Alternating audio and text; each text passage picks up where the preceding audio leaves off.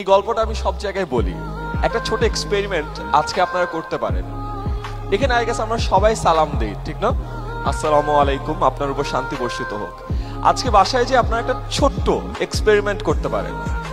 আমরা সচরাচর কিছু মানুষকে কিন্তু সালাম দেই না, যেমন আমাদের সিএনজি মামা, রিক্সাওয়ালা মামা, আমাদের টঙের মামা, বাসের কন্ডাক্টর, বাসের ড্রাইভার, উবার পাঠাওয়ের ড্রাইভার বা রাইডার, আমাদের বাসায় যে মহিলাটা কাজ করে বা আমাদের বাসার দারোয়ান, এই মানুষগুলোকে কিন্তু আমরা সচরাচর সালাম দেই না।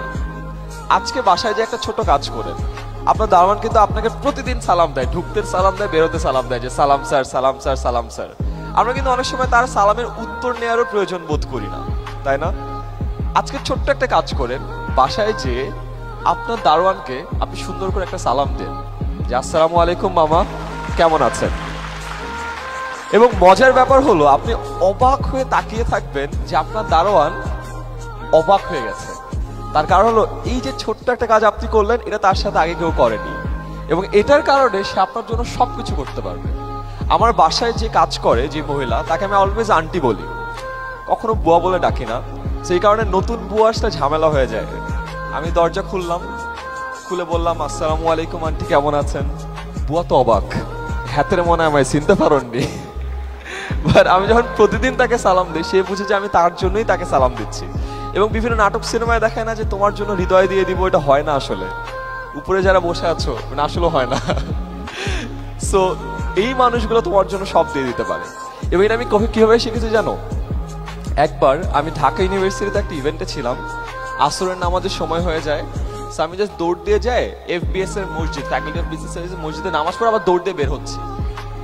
খুব সিনিয়র এক মানুষ, শ্বেত শুভ্র দাড়ি, একেবারে পুরো সেন্টের মতো, সে আমাকে একটা সালাম দেয়।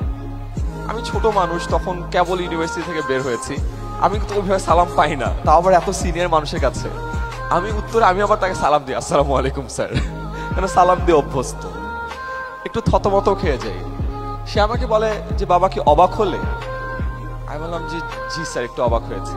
সে আমাকে জাস্ট একটা কথা বলে যে আমার না এরকম ছোটদেরকে সালাম দিয়ে তাদেরকে অবাক করতে অনেক ভালো লাগে, বলে হাসতে হাসতে সে চলে যায়। 2 বছর পর, পুরো 2 বছর পর আমি একটা জিনিস অনুধাবন করেছি। ওই মানুষটা ওই দিন আমাকে ছোট্ট একটা মিথ্যা কথা বলেছিল। ওই মানুষটার আসলে সালাম দিয়ে ছোটদেরকে অবাক করতে ভালো লাগে না। ওই মানুষটা আমাকে ওই দিন একটা জিনিস শিখিয়েছিল, যে সালাম ছোট হও বড় হও সবাইকেই দেয়া যায়, এবং সম্মান সবারই প্রাপ্য।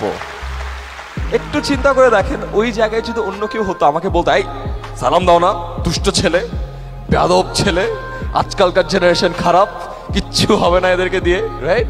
সে কিন্তু কিচ্ছু করে নাই। সে নিজে ওই কাজটা করে আমার মধ্যে এমন এক শিক্ষা দিল যে এখন আমি আজীবন এই কাজটা করে বেড়াই এবং সব মানুষকে বলে দিই। ওই স্যারের ছোট্ট 5 সেকেন্ড এর একটা অ্যাক্ট কত বড় একটা ইম্প্যাক্ট ফেলেছে, আপনারা চিন্তা করেছেন? কত বড়।